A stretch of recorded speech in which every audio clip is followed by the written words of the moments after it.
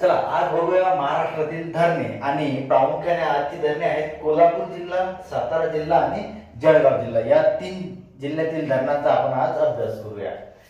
त्यामध्ये आहे धरण, ते धरण कोणत्या नदीवर वसलेलं आहे आणि ते कोणत्या जिल्ह्यामध्ये आहे। सुरुवात करूया राधानगरी धरणापासून। सर्वात प्रसिद्ध धरण आहे राधानगरी आणि हे भोगावती नदीला बांधलेलं आहे, भोगावती नदीवर, आणि जिल्हा आहे कोल्हापूर। ठीक आहे। दुसरं आहे कळंबावाडी। कळंबावाडी हे धरण दूधगंगा नदीवर बांधलेलं आहे आणि जिल्हा आहे कोल्हापूर। नंतर तिल्लारी धरण। तिल्लारी धरण हे तिल्लारी नदीवरच, म्हणजे नदीचं नावही तिल्लारीच आहे आणि धरणाचे नावही नदीवरूनच देण्यात आलेले आहे, तिल्लारी, जे आहे कोल्हापूर जिल्ह्यामधलं।